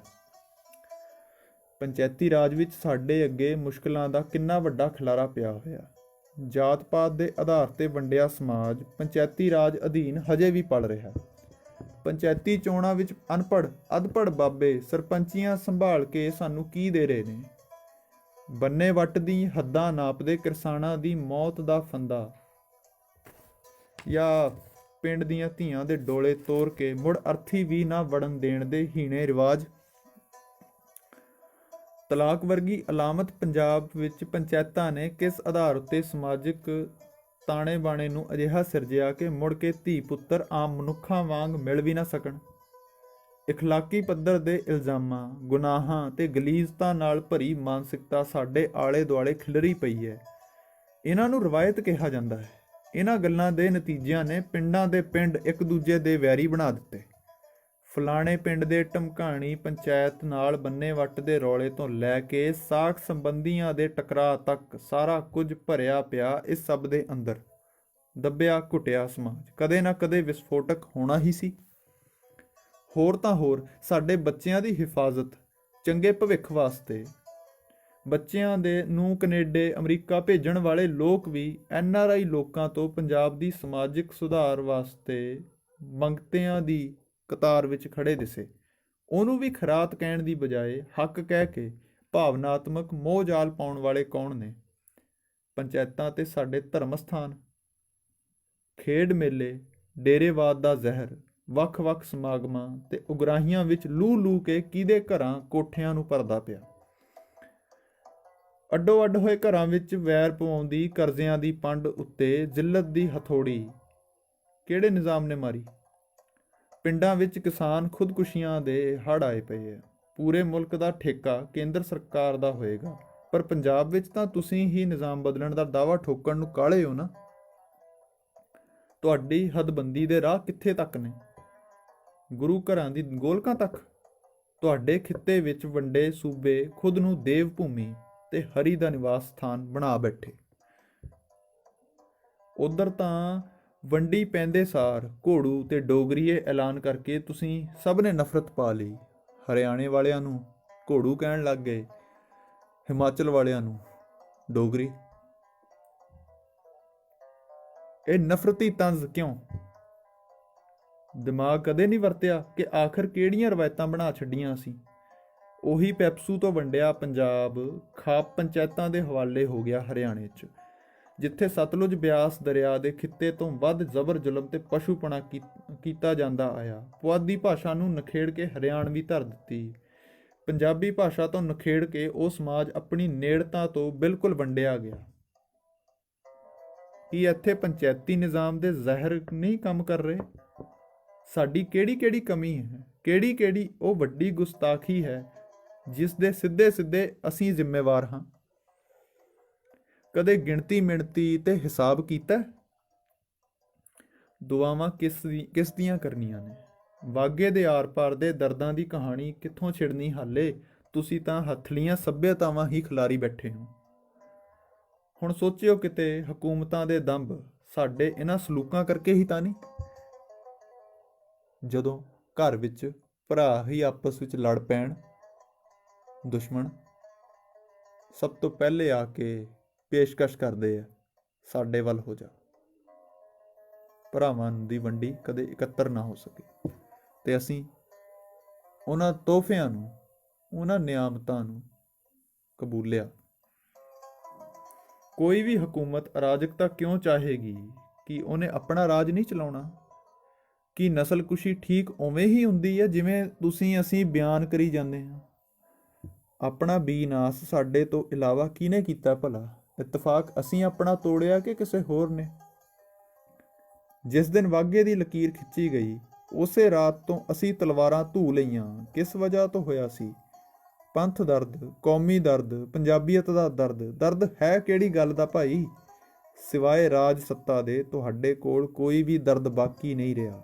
ਜੇ ਬਾਕੀ ਹੁੰਦਾ ਫਿਰ ਆਹ ਸਭ ਅੱਜ ਇਸ ਤਰ੍ਹਾਂ ਸਾਹਮਣੇ ਨਾ ਹੁੰਦਾ ਜਿਹੜਾ ਅੱਜ ਖਿੰਡਿਆ ਪਿਆ। ਪੰਚਾਇਤੀ ਰਾਜ ਐਕਟ ਦੇ ਸੰਦਰਭ ਵਿੱਚ ਹੀ ਇਕੱਲਾ ਪੰਜਾਬ ਸੂਬੇ ਦਾ ਰੌਲਾ ਥੋੜ੍ਹੀ ਹੈ।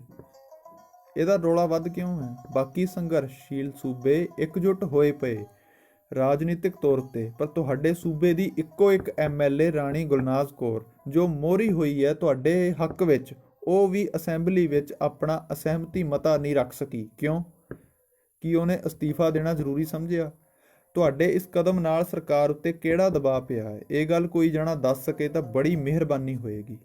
ਨੌਜਵਾਨੀ ਨੂੰ ਆਪਣੇ ਮਗਰ ਲਗਾਉਣ ਉੱਤੇ ਹੰਕਾਰ ਦਾ ਨਸ਼ਾ ਤਾਂ ਬਹੁਤ ਚੜ੍ਹਦਾ ਹੈ, ਪਰ ਜਵਾਬਦੇਹੀ ਕਿਸ ਨੂੰ ਹੋਏਗੀ ਤੁਹਾਡੀ?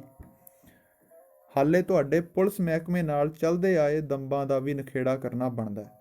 ਜਿਹੜੀ ਪੰਚਾਇਤ ਪਿੰਡ ਦੀ ਕਚਹਿਰੀ ਲਗਾ ਕੇ ਰਾਜ਼ੀਨਾਮੇ ਕਰਦੀ ਹੁੰਦੀ ਹੈ ਅਖੌਤੀ ਭਾਈਚਾਰਕ ਸਾਂਝ ਪਿੱਛੇ, ਉਦੋਂ ਪਿੰਡ ਨਸ਼ਿਆਂ ਦੇ ਜ਼ਹਿਰੀ ਹੜ੍ਹ ਲੰਘਦੇ ਰਹੇ। ਕਦੇ ਕਿਸੇ ਨੇ ਇਸ ਗੱਲ ਦੀ ਇਕੱਤਰਤਾ ਵੀ ਨਹੀਂ ਕੀਤੀ ਕਿ ਇਹਦੇ 'ਚ ਹੱਲ ਕੀ ਹੋਵੇ। ਇੱਕ ਪਿੰਡ ਦਾ ਸਮਗਲਰ ਦੂਜੇ ਪਿੰਡਾਂ ਦੇ ਪੈਡਲਰਾਂ ਨਾਲ ਪੂਰਾ ਜਾਲ ਵਿਛਾ ਘੁੰਮਦੇ ਰਹੇ। ਉਹੀ ਮੁੰਡੇ ਤੁਹਾਡੀ ਸਿਆਸੀ ਰਾਹਾਂ ਦੇ ਹਥਿਆਰ ਬਣੇ ਰਹੇ। ਭਲਾ ਲੋਕ ਅੰਨੇ ਨੇ?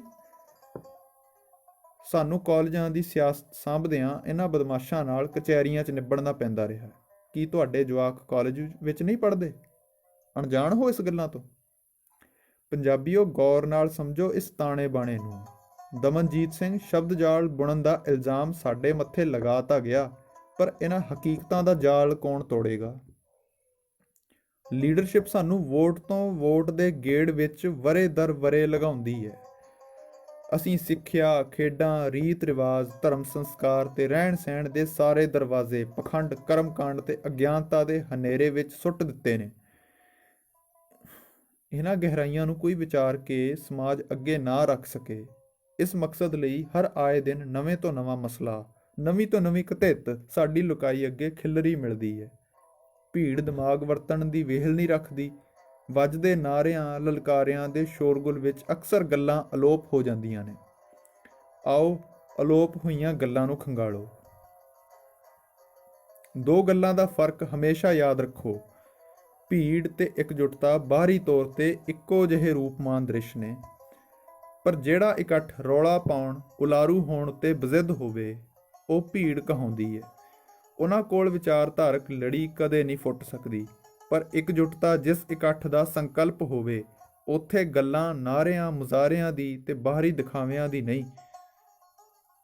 ਪੰਚਾਇਤੀ ਰਾਜ ਐਕਟ ਖਤਮ ਹੋਣਾ ਜਾਂ ਨਹੀਂ, ਇਹ ਮੁਕੰਮਲ ਰੂਪ ਵਿੱਚ ਸਰਕਾਰ ਦੀ ਮਰਜ਼ੀ ਹੈ ਤੇ ਤੁਹਾਡੇ ਹੱਥ ਸਰਕਾਰ ਤੱਕ ਅੜੀ ਪੁਗਾਉਣ ਦਾ ਕੋਈ ਵੀ ਸਾਧਨ, ਸ਼ਖਸੀਅਤ, ਮੌਲਿਕ ਅਧਿਕਾਰ ਨਹੀਂ ਬਚਿਆ। ਬਗਾਵਤ ਦਾ ਰਸਤਾ ਉਹ ਅਖਤਿਆਰ ਕਰੇ ਜਿਸ ਦੇ ਕੋਲ ਬਦਲਵਾਂ ਰਾਜ ਪ੍ਰਣਾਲੀ ਦਾ ਕੋਈ ਵਿਧਾਨ ਹੋਵੇ। ਜੇ ਤੁਹਾਡੀ ਸਾਰੀ ਸੰਘਰਸ਼ ਦੀ ਪ੍ਰਾਪਤੀ ਮੁੜ ਰਾਜ ਪੰਚਾਇਤੀ ਰਾਜ ਹੀ ਬਹਾਲ ਕਰਨਾ ਹੈ, ਫਿਰ ਜਵਾਬਦੇਹੀ ਜ਼ਰੂਰੀ ਹੈ ਤੁਹਾਡੇ ਲਈ ਕਿ ਮੌਜੂਦਾ ਸਮੇਂ ਤੱਕ ਸਾਡੇ ਪੇਂਡੂ ਜੀਵਨ 'ਚ ਅਜਿਹਾ ਕੀ ਹੈ ਜੋ ਪੰਚਾਇਤੀ ਰਾਜ ਦੀ ਚੰਗੀ ਦੇਣ ਹੈ। ਨਗਰ ਪਾਲਿਕਾ ਨਿਯਮਾਵਲੀ 'ਚ ਗਵਾ ਕੀ ਲਵਾਂਗੇ ਅਸੀਂ? ਸਾਡੇ ਬੁੱਧੀਜੀਵੀਆਂ ਦਾ ਜ਼ੋਰ ਇਸ ਵਿਕਲਪ ਵੱਲ ਕਿਉਂ ਨਹੀਂ ਸ਼ਹਿਰੀ ਖੇਤਰ ਵਿੱਚ ਇਹ ਨਿਜ਼ਾਮ ਹੈਗਾ, ਉਸ ਦੀ ਪ੍ਰਾਪਤੀਆਂ ਅਤੇ ਘਾਟਾਂ ਉੱਤੇ ਗੌਰ ਕਰਨ। ਹਾਲੇ ਗੌਰ ਫਰਮਾਉਣ ਵਾਲੇ ਪ੍ਰਦੇਸੀ ਵੀਰਾਂ ਉੱਤੇ ਵੀ ਸਵਾਲ ਬਣਦਾ ਹੈ, ਜਿਹੜੇ ਇਸ ਮੁਜ਼ਾਹਰਿਆਂ ਨੂੰ ਵੱਧ ਚੜ੍ਹ ਕੇ ਆਰਥਿਕ ਮਦਦ ਦਿੰਦੇ ਪਏ ਨੇ। ਕੀ ਸੱਚਮੁੱਚ ਉਹ ਭਲਾ ਲੋਚਦੇ ਨੇ, ਜਾਂ ਸਾਜ਼ਿਸ਼ਾਂ ਦੇ ਬੀਜ ਉਹਨਾਂ ਦੀ ਮੂਰਖਤਾ ਵਿੱਚ ਵੀ ਮੌਜੂਦ ਨੇ? ਹਰ ਆਸ ਤੋਂ ਬੇਆਸ ਹੋ ਕੇ ਜਿਉਣਾ, ਉਸ ਪਿੱਛੇ ਚੱਲਦੇ ਕਾਰਨਾਂ ਨੂੰ ਪਰਾਂ ਰੱਖ ਅਰਬਾਂ ਰੁਪਈਆ ਪੰਜਾਬ ਵਿੱਚ ਖਪਦਾ ਆਇਆ। ਕਦੇ ਘਾਟ ਨਹੀਂ ਰਹੀ। ਸਿਰਫ ਪੈਸੇ ਦੇ ਆਉਣ ਤੱਕ ਗੱਲ ਸੀਮਤ ਨਹੀਂ। ਪ੍ਰਾਈਵੇਟ ਸਕੂਲਾਂ ਕਾਲਜਾਂ ਦੇ ਹੜ੍ਹ ਵਿੱਚ ਬਾਹਰੀ ਪੰਜਾਬੀਆਂ ਦੀ ਪੂੰਜੀ ਮਣਾ ਮੂੰਹੀ ਲੱਗੀ ਜਾ ਰਹੀ ਹੈ। ਕੀ ਇੰਨਾ ਸਭ ਥੋੜ੍ਹਾ ਹੈ? ਕਿਸੇ ਸੂਬੇ ਦੇ ਖੁਸ਼ਹਾਲ ਹੋਣ ਲਈ ਇੰਨਾ ਸਭ ਘੱਟ ਹੈ? ਅਪਰਾਧ ਵਧੇ, ਚੋਰੀਆਂ, ਡਕੈਤੀਆਂ, ਮਾਨਸਿਕ ਰੋਗੀਆਂ ਦੀ ਭਰਮਾਰ, ਖੁਦਕੁਸ਼ੀਆਂ ਤੇ ਸਮਾਜਿਕ ਊਚ ਨੀਚ ਭਾਵਨਾ, ਕਿੱਥੇ ਨੇ ਇਹ ਸਭ ਗੱਲਾਂ ਦੇ ਹੱਲ? ਵਧਣ ਦੇ ਪੈਮਾਨਿਆਂ ਵਿੱਚ ਘਾਟਾਂ ਵਿਚਾਰੋ। ਜਾਗੋ ਜਾਗੋ ਜਾਗੋ ਵੀਰੋ, ਭੈਣੋ, ਬਜ਼ੁਰਗੋ, ਕਿਰਪਾ ਕਰਕੇ ਇਸ ਦਲਦਲ ਦੇ ਮੌਕੇ ਜ਼ਰੂਰ ਜਾਗੋ, ਨਹੀਂ ਤਾਂ ਨੀਂਦ ਖੁੱਲ੍ਹਣ ਲੱਗਿਆਂ ਇਹ ਘਰ ਨਹੀਂ ਰਹਿਣਾ। ਰੋਹੀਆਂ ਦੀ ਧੂੜ ਬਣ ਕੇ ਸਾਡੇ ਮੱਥੇ ਮੜ ਦਿੱਤੀ ਜਾਏਗੀ। ਜ਼ਿਆਦਾ ਸਮਾਂ ਲੈਣ ਲਈ ਮਾਫ਼ੀ। ਡਾਕਟਰ ਸਰਬਜੀਤ ਕੌਰ ਜੀ ਮੇਰੇ ਤੋਂ ਬਾਅਦ ਗੱਲ ਕਰਨਗੇ। ਕਿਰਪਾ ਕਰਕੇ ਕਿਸਾਨ ਵੀਰ ਇਹ ਗੱਲ ਉੱਤੇ ਗੌਰ ਜ਼ਰੂਰ ਕਰਨ। ਉਹਨਾਂ ਤੋਂ ਬਾਅਦ ਗੱਲ ਉਸ ਪਰਿਵਾਰ ਉੱਤੇ ਆ ਜਾਏਗੀ ਜਿਨ੍ਹਾਂ ਦੇ ਕਰਕੇ ਅੱਜ ਅਸੀਂ ਇੱਥੇ ਇਕੱਠੇ ਹੋਏ ਹਾਂ, ਜਿਨ੍ਹਾਂ ਨੂੰ ਇਸ ਸਾਰੀ ਜੰਗ ਦਾ ਸੂਤਰਧਾਰ ਬਣਾ ਕੇ ਪੇਸ਼ ਕੀਤਾ ਗਿਆ ਸੀ। ਇਹ ਵੀ ਨਹੀਂ ਖਿਆਲ ਕੀਤਾ ਕਿ ਮੌਜੂਦਾ ਸਮੇਂ ਜਦੋਂ ਇਹ ਖੇਲ ਸ਼ੁਰੂ ਹੋਇਆ, ਵਿਧਾਨ ਸਭਾ ਵਿੱਚ ਦਸਤਖਤ ਬੀਬੀ ਗੁਲਨਾਜ਼ ਕੌਰ ਦੇ ਹੀ ਸਨ। ਕੌਣ ਕਰੇਗਾ ਸੁਣਵਾਈ ਇਸ ਸੱਚ ਝੂਠ ਦੀ? ਜ਼ਰੂਰ ਵਿਚਾਰਿਓ। ਨਮਾਜ਼ੀਆਂ ਨੂੰ ਨਮਾਜ਼ ਤਾਂ ਹੀ ਸੌਂਦੀ ਹੈ ਜੇ ਉਹ ਮੋਮਿਨ ਹੋਣ। ਅਸੀਂ ਮੋਮਿਨ ਹਾਂ ਜਾਂ ਨਹੀਂ, ਇਹ ਫੈਸਲਾ ਤੁਹਾਡੇ ਹੱਥ ਹੈ। ਬਾਬਾ ਮਿਹਰਾਂ ਰੱਖੇ। ਧੰਨਵਾਦ ਜੀ। ਪੂਰੇ ਇਕੱਠ ਵਿੱਚ ਚੁੱਪ ਪਸਰ ਗਈ। ਚੁੱਪ ਦਮਨਜੀਤ ਸਿੰਘ ਨੂੰ ਖਾ ਰਹੀ ਸੀ। ਸਾਹਮਣੇ ਡਾਕਟਰ ਸਰਬਜੀਤ ਕੌਰ ਜੀ ਆਣ ਖੜੇ ਹੋਏ, ਜਿਨ੍ਹਾਂ ਵੱਲੋਂ ਸਰਦਾਰ ਸਰੂਪ ਸਿੰਘ ਦੀਆਂ ਨਜ਼ਰਾਂ ਨੀਵੀਆਂ ਹੋ ਗਈਆਂ। ਨਜ਼ਰਾਂ ਨੀਵੀਆਂ ਹੋਣ ਦਾ ਸਫ਼ਰ। ਨਜ਼ਰਾਂ ਆਪਣੇ ਗੁਨਾਹ ਨੂੰ ਕਬੂਲ ਕਰਨ ਦੀਆਂ ਨਹੀਂ, ਨਜ਼ਰਾਂ ਆਪਣੇ ਗੁਨਾਹਾਂ ਦੇ ਸਿੱਟਿਆਂ ਤੋਂ ਭੱਜਣ ਦੀਆਂ ਨੇ। ਇਹ ਸਿੱਟੇ ਭੱਜ ਕੇ ਕਿੱਥੇ ਜਾਂਦੇ ਨੇ? ਸਰਬਜੀਤ ਕੌਰ ਦੀ ਤਕਰੀਰ ਅੱਗੇ ਕੀ ਲਿਹਾਜ਼ ਪੇਸ਼ ਕਰੇਗੀ? ਵਾਰਤਾਲਾਪ ਬੜੀ ਡੂੰਘੀ ਹੈ। ਸਾਡੀ ਹਕੀਕਤਾਂ ਦੇ ਉਹਨਾਂ ਜ਼ਖਮਾਂ ਉੱਤੇ ਠੰਡਾ ਬੁੱਲਾ ਹੈ, ਜਿਹੜਾ ਬੁੱਲਾ ਸਾਨੂੰ ਮੱਲਮ ਨਹੀਂ, ਦਰਦ ਦਿੰਦਾ। ਉਮੀਦ ਕਰਦਾ ਇਸ ਜ਼ਖਮ ਕੁਰੇਦੇ ਨੂੰ ਲਗਾਤਾਰ ਸੁਣਨ ਦੀ ਕੋਸ਼ਿਸ਼ ਕਰੋਗੇ। ਜਾਰੀ ਰਹੇਗਾ ਸਫ਼ਰਨਾਮਾ ਅਗਲੇ ਐਪੀਸੋਡ ਵਿੱਚ। ਧੰਨਵਾਦ ਜੀ।